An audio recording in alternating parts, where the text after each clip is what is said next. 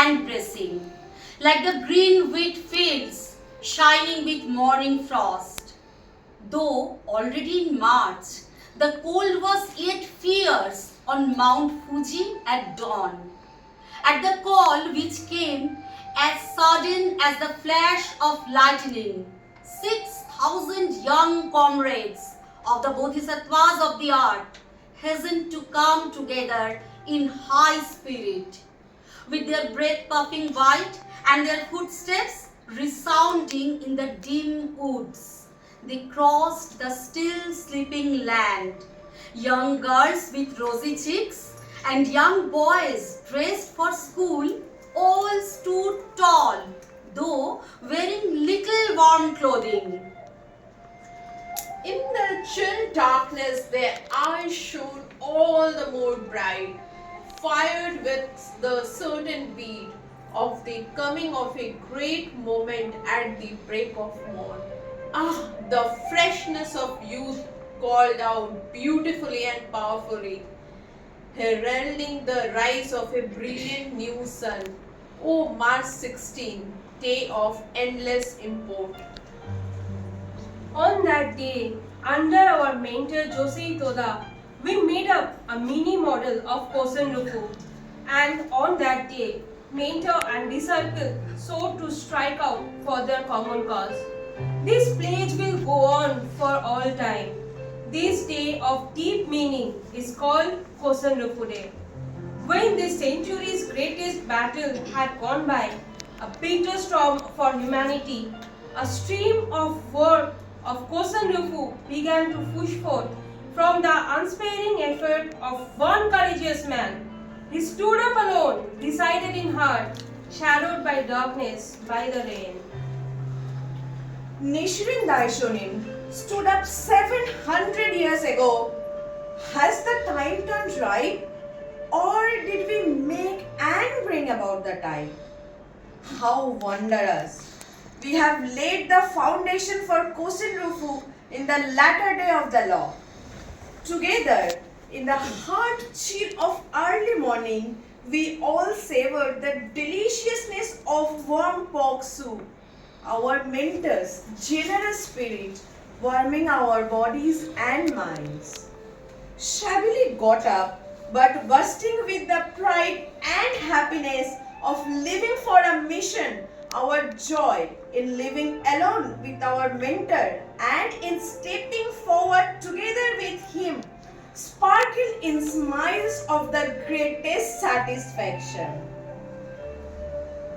Without desire for either houses, fame, wealth, or benefit of any kind, our pure, brave spirit was all we possessed as we sought with our mentor to give up everything for the sake of the great law. Only with that spirit and that resolve, transcending life and death, to spread the law, were we able to bring about a history of perfect victory, of moving on, not giving into any waves of devilish forces, as the Daishonin writes in the Kosho. Many fellow comrades, unaware of the severity of our mentor's illness, remained hopeful about his recovery. I alone, having a long-range view of bringing about Kosen Rufu in the future, fixed my resolve deep in my heart, never to forget his instruction even in my sleep. My mentor too, telling me never to leave his side, trained me wholeheartedly. I will never forget his heartfelt desire. There is nothing more that I want. All I hope for is capable people whom I can trust. March 16, the Prime Minister did not come, but his wife and son-in-law came in his stead. As the ceremonies opened, despite his illness, our mentor stood up bravely. At the head of this array of young followers, the Bodhisattvas of the earth, and there he passed on to us his great desire to accomplish Kosen Rufu. Mystically, this hallowed event became a solemn ceremony at which the royal banner of succession was handed on from mentor to disciple. Our mentor, a father to us all, ignoring his weakened body, dared to determinedly take the lead. A special litter was prepared by one of his disciples, but he chided on me. This is too big to head the whole assembly. Yet he set himself on it, saying, I will use it, for you made it out of your sincerity. In the depth of our lives, our understanding knew no bounds. For all posterity, I want to set forth his honorable triumph as an uncrowned king of all mankind to sound over all the world for the 10,000 years of the latter day of the Lord. Insignificance, his pulse, even the great march led by Alexander the Great.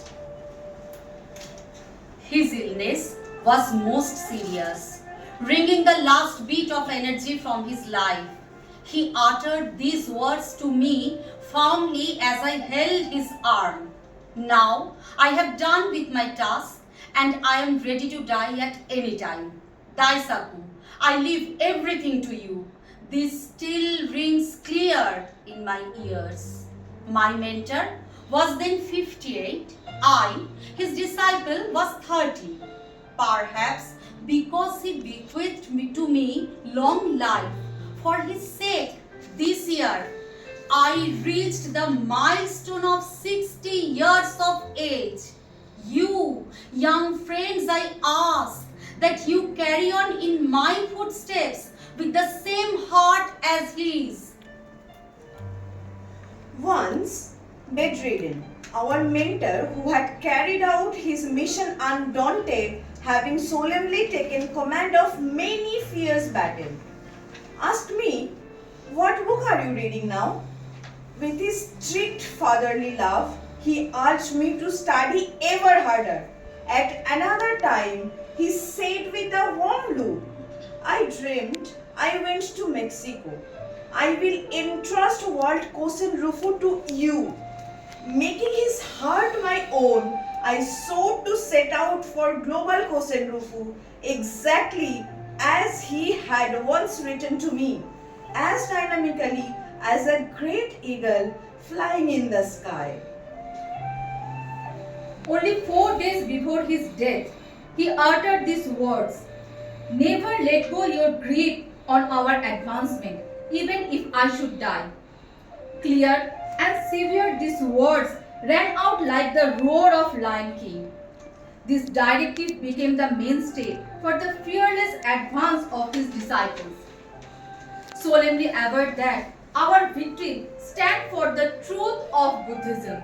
I refuse to hold back or to hesitate even a moment. Amid these raging waves, fear, I showed how a man of genuine courage must live. Before us, the storms of the three powerful enemies rose up time and time again. There were days we faced waves of base attacks and were betrayed by wickedly clever people. Like the clear blue skies, however, we have completely triumphed. On the wings of hope, we have overcome blizzards of hardships. The power of unity, many in body, one in mind. Among members bound to each other by mystic ties made up countless years ago, and the stern bonds of solidarity dedicated to the ideals taught by the Daishonin. Both serve as our diamond-like, indestructible axle to construct the foundation for the Kosen Rufu of the eternal future. As an endless arrays of spirited youths arise today and tomorrow, like white clouds hanging beyond the distant blue horizon and push off into the skies of the new century, there will come no dark clouds of devils and obstacles. The faces of those gallant youths, children of the Buddha, will shine brilliantly, and flower petals will dance in a weft of fragrant wind. Says a Buddhist principle, Buddhism will prosecute its words. Buddhism came to Japan and then 700 years later the great sage Nichiren Daishonin appeared like the sun. 700 years after his advent, a wondrous group was born in Japan. Waves of the propagation of the true law, now moving westwards, began washing the shores of Asia and of the world. The mystic law, a great beacon to the dignity of life, will shortly enwrap the entire blue earth. Don't ask whether or not this mighty flow of Kosen-rufu will turn out to be a historical necessity. Rather, always ask yourselves whether or not you carry the passion of heart to make Kosen-rufu inevitable through your own sweat and toil. Kosen-rufu calls for us to make the flowers of the Renaissance of life bloom eternally all over this great earth as the supreme seat of the Buddha's life is set up within the soul of all humanity, exactly in accord with the Daishonin's will. Tiantai states from the indigo and even deeper blue. Something dyed with indigo comes out even bluer than the indigo plant itself. You too, to your heart's content, chart great course on the sea of history to the victory of the people, embracing the fundamental law that penetrates all things in the universe and drawing out infinite splendor from within your lives. This is my constant prayer. What promise did you make that you, courageous youth with a worthy mission, are emerging in succession now at the start of the era of youth? Another great journey into the next 30 years is about to start. I believe you will beautifully scale unprecedented rugged summits and proudly ring again and again the bell of daybreak to usher in the new century. The time has come around again for us to observe Kosen-rufu Day. This day signifies the dawn of hope for my dear disciples. Youth, always push on. Now is the time. We should not go back even a step. Youth, sing the bright and brave song of youth, proudly and hopefully. Continue to challenge your daily efforts courageously in your pursuit of study and training. With a golden unity that will never break down, give yourselves to accomplishing this, our sacred undertaking, bringing in a new day in the history of mankind. Our beloved President, Dr. Daisaku Ikeda, wrote this poem for youth for the sake of Kosen-rufu. He states, "With my deep prayer for the happiness and long lives of all those who gathered in the cold wind in the early morning hours of March 16, 1958 at the head temple Taiseki-ji."